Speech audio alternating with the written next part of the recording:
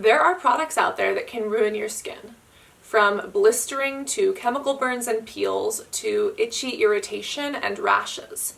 And when starting a new skincare routine, you don't know how your skin is going to react to a product. The purpose of a patch test, try saying that 5 times fast, is to gauge your skin's response to a new product and make sure that nothing horrible is going to happen. Because if this new skincare product is going to cause my face to blister and peel, I would rather have that happen somewhere else before it happens front and center. Most patch testing is done in medical settings. However, you can do a basic one at home, and I honestly think it's a really good practice for people to get into because you never know what your skin is going to react to. When patch testing, doctors normally do it on the back and they leave it on for like 48 hours. You can't swim or shower or get it wet, which is very annoying. But the good thing is that doing an at-home patch test is much less invasive. And the place that you actually want to start is here on the inside of the arm, as well as this spot in the back of the ear.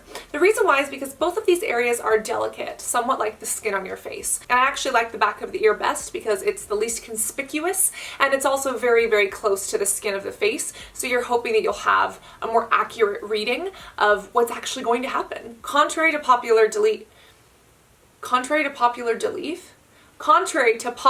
belief, you don't want to use an alcohol pad or iodine to clean this area first. And the reason why is because, number one, you're not sticking anything through the skin like a needle.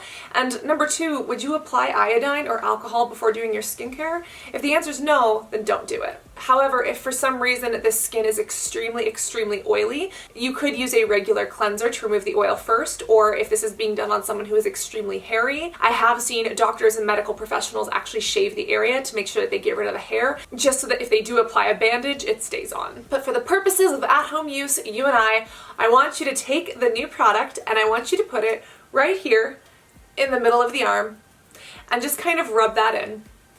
Just to be safe, do this to the back of the ear as well. Now you have two options. You can put a bandage over this. That is usually what's best because it keeps this locked down and in the area. But again, for consumer-facing products and for at-home purposes, you really don't have to.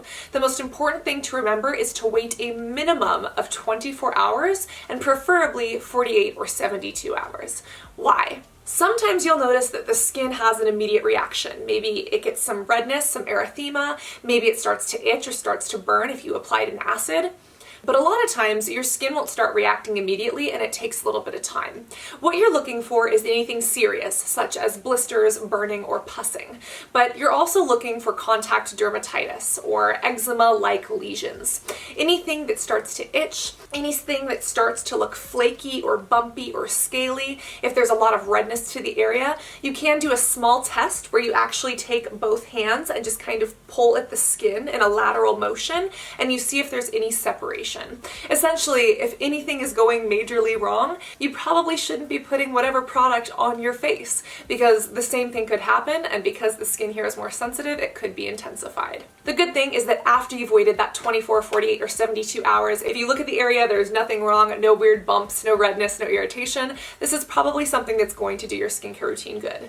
This is something I wish more consumers were educated about because it can save people from pigmentation issues, from melasma, from skin scarring and burns, and from things like contact dermatitis, which is a condition where your skin gets irritated just because of a specific ingredient in a product. If you're ready to give yourself a patch test, make sure that you that like button, and don't forget to whoosh that subscribe button if you haven't already. Always remember to be beautiful inside and out, and I cannot wait to see you and your pretty patch tests in boink, this next video. Love you guys. Bye.